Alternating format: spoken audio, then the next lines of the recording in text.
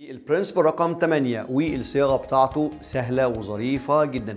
البي ام اي بيقول لنا واحنا بندير المشاريع خلوا بالكم المبدا دون ان build quality into process and deliverables.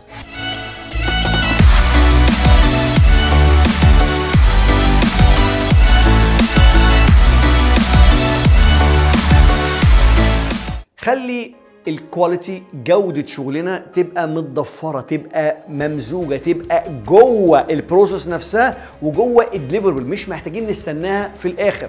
وخليني أرجع لجملة من أهم الجمل اللي موجودة في المودرن كواليتي مانجمنت، وهي كواليتي كمبدأ عام دلوقتي prevention over inspection. يعني ايه prevention over inspection؟ يعني تفكيرنا ازاي نمنع الباد كواليتي، مش ان احنا نفحص المنتج فنكتشف ايه الاخطاء ونبدا نعالجها، لا احنا عايزين نلعب من الاول خالص ازاي to prevent the bad quality، ازاي نمنع حدوث اي مشاكل ليها علاقه بالكواليتي. والكلام دون هتلاقوه ضمنيا جوه البرنسبل دون. ان البي ام اي بيقول لك خلي بالك في قراراتك في طريقه ادارتك للمشروع، خلي الكواليتي تبقى جزء من البروسيس نفسها وجزء من الديليفربل. انت مش هتنتج المنتج او هتطلع السيرفيس وبعد كده تختبرها فتشوف ايه مشاكلها وترجع تصلحها اند سو اون وهكذا، لا خلي دايما تفكيرك ازاي تبريفنت، ازاي تخلي الكواليتي بتطلع وانت شغال. طيب الكلام ده يفرق معاك في ايه؟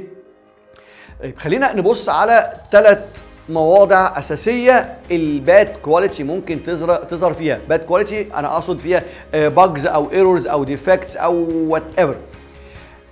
اللقطه الاولى هي واحنا لسه بننفذ واحنا لسه شغالين، فلو انا اكتشفت الخطا، لو اكتشفت المشكله واكتشفت الايرور دون واحنا لسه شغالين، اكيد تصليحه هيكون ارخص بكتير من اي حاله ثانيه.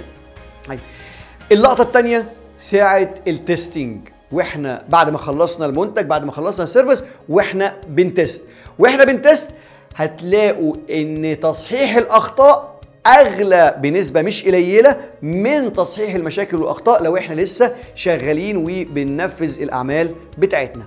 اللقطه الثالثه بعد ما بنسلم او ما يسمى بالسكيب ديفكتس. سكيب ديفكتس يعني الاخطاء او المشاكل اللي هربت من تحت ايدينا، فلتت من تحت ايدينا.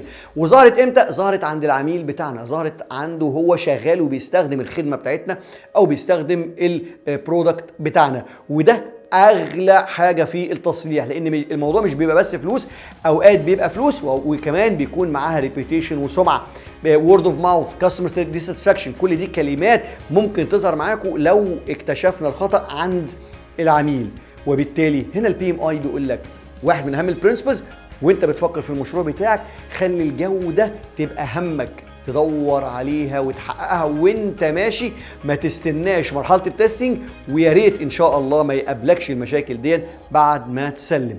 ده فكره البرنسبل رقم 8، واشوفكم في الفيديو اللي بعده مع برنسبل رقم 9 ان شاء الله.